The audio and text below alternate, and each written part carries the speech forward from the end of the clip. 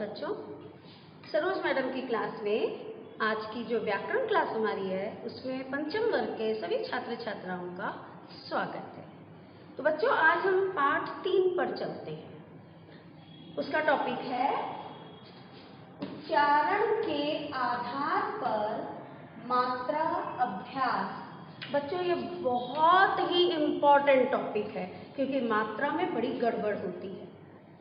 अब प्रश्न उठता है कि ये मात्रा किसे कहते हैं, मात्रा होती क्या है और ये कितने प्रकार की होती है। तो मात्रा क्या होती है कि प्रत्येक व्यंजन के लिए एक विशेष चिन्ह बना है, जिसे मात्रा कहते हैं। या हम यूं भी कह सकते हैं कि स्वर के संकेत चिन्ह को मात्रा कहते हैं। अब ये कितने प्रकार की होती है? ये 2 प्रकार की होती है, लघु मात्रा और दीर्घ मात्रा। लघु माने छोटी मात्रा, दीर्घ माने बड़ी मात्रा। स्वरों की ये मात्राएं कहाँ लगती है? स्वरों की ये मात्राएं व्यंजनों के आगे पीछे ऊपर नीचे चारों तरफ लगती हैं। स्वरों की ये मात्राएं व्यंजनों के आगे पीछे ऊपर नीचे लगती हैं। अब इम्पॉर्टेंट बात यह है कि र में मात्रा कहाँ लगती है। र में यदि छोटा ऊ या बड़ा कोई भी मात्रा लगा ली हो तो वो उसके बीच में लगती है। वो नीचे ऊपर अगल बगल ऊपर नीचे नहीं लगती। ऊ की मात्रा र में उसके बीच में लगती है। अब इसके लगाने का तरीका भी देखिए।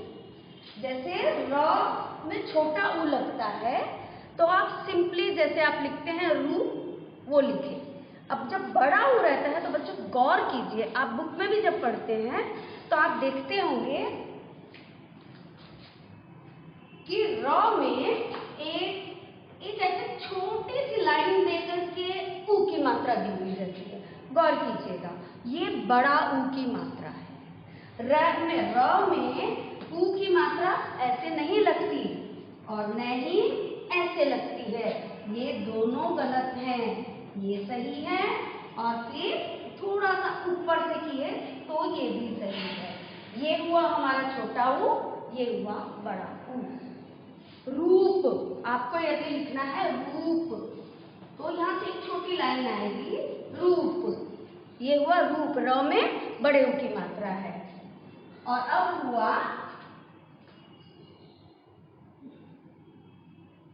रुपया, रुपया। अब हमने कौन सी मात्रा दी है? र में तो जोर नहीं लगा, रुपया तो नहीं होता, रुपया हल्के से होता है तो छोटा ऊ की मात्रा। अब प में कौन सी मात्रा लग गई? 2, यानी आय की मात्रा। और य में कौन सी मात्रा लग गई? आ की मात्रा। अब बच्चों मैं आपको ये बताती हूँ कि मात्रा का स्वरूप क्या होता है। अब आ की मात्रा जो होती है, वर्ण लिखने के बाद उसके सामने एक पाई खींची जाती है, ये होती है आ की मात्रा। अब आते हैं हम छोटी ई की मात्रा। छोटी ई की मात्रा में पहले मात्रा लगाई जाती है, उसके बाद वर्ण लिखा जाता है। और जब बड़ी ई की बात आती है तो पहले वर्ण लिखा जाता है और फिर मात्रा लगाई जाती है। अब आती है ऊ की मात्रा। अभी तक आपने देखी कि दोनों एक मात्रा सामने आई थी, यानी अगल बगल, जो मैंने कहा, एक आई आगे पीछे आ गई।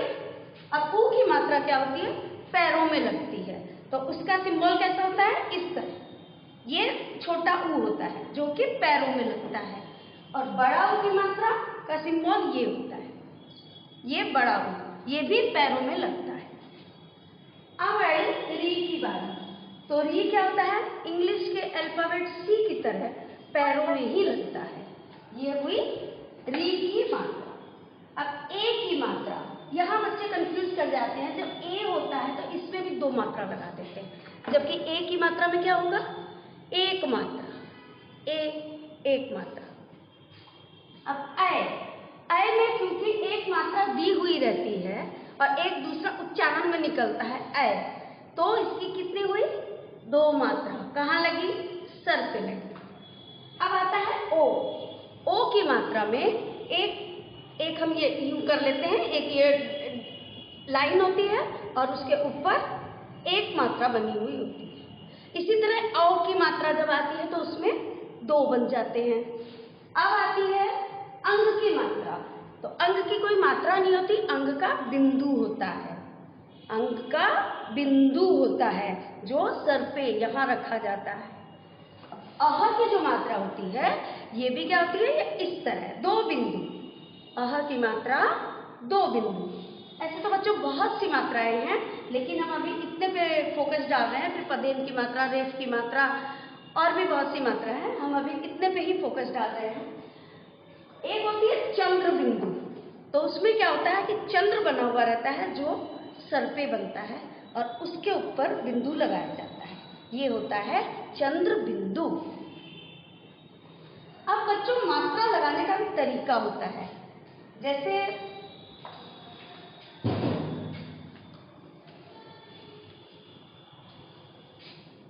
बच्चे जब ओ लिखते हैं तो उसकी मात्रा इस पे दे देते हैं। क्या ये सही है? नहीं, क्योंकि ये अ है, इसके बाद इससे मात्रा है। तो ओ की जो मात्रा होती है वो उसका सही रूप ये है। उसके आगे वाले डंडे पे मात्रा लगाई जाती है। और इसी तरह जब बच्चे औ लिखते हैं तो वो दोनों लाइनों पर मात्रा दे देते हैं। ये भी सही नहीं है, लेकिन क्योंकि जब आप औ लिखते हैं तो उसकी मात्रा कैसे आती है? इसके ऊपर दोनों रहती है। ये नहीं है और मात्रा का असली रूप ये होता है। तो ये हुआ औ। और सही जगह जब चंद्र बिंदु ये बिंदु अंगार की मात्रा, अनुस्वार की मात्रा लगाते हैं तो हम जैसे हम अंगूर लिख रहे हैं, अंगूर, बहुत से बच्चे बीची में दे देते हैं। कहीं भी वो बिंदु दे दिए। तो क्या मैं यदि अपने सर की बिंदी यहाँ लगा लूँ, यहाँ लगा लूँ, यहाँ लगा लूँ, यहाँ लगा लूँ, सही है? फेस पे ही तो लगानी है, कहीं भी लगा लो। ऐसा नहीं, बिल्कुल नहीं है। जो चीज जहां शोभा देती है वहीं लगती है, जो जहां सही होता है वहीं होता है। क्योंकि अंग के ऊपर, अ के ऊपर ये बिंदु लगा होता है, तो हमें अ के ऊपर, इस डंडे के ऊपर बिंदु देना चाहिए। तो ये हुई हमारी मात्रा की बातें। मुझे लगता है अब आप मात्रा समझ गए होंगे। और जब भी कोई वर्ड आप लिखें तो पहले उसका उच्चारण कीजिए। आपको पता चलेगा कि हमारा वायु जोर से निकल रही है, प्राण वायु में जोर लग रहा है, या हम हल्के से बोल रहे हैं। यदि जब हम हल्के से बोलते हैं तो वहां कौन सी मात्रा होती है? लघु। वहां पर लघु मात्रा होती है। जैसे पूजा, अब आप इसको पूजा बोलेंगे तो गलत हो गया। पूजा यानी दीर्घ लगा है। ईख, ईख में कौन सी ई है? दीर्घी है। तो यहाँ भी बड़ी है। खीर, खीर आप लिखते हैं तो खीर तो नहीं लिखेंगे। हाँ, खिल, खिल में आपको छोटी ई की मात्रा लगेगी, क्योंकि हल्के से बोला जा रहा है फूल खिल गया। खीर मीठी है, पूरे में जोर आ रहा है। खीर में भी, मी में भी, ठी में भी। तो यहाँ क्या है? ये बड़ी ई की मात्रा है। तो अब आप लोगों का ये मात्रा ज्ञान क्लियर हो गया होगा। तो हम लोग आगे चलते हैं, अपने दूसरे लेसन को लेकर के फिर आएंगे। नमस्कार।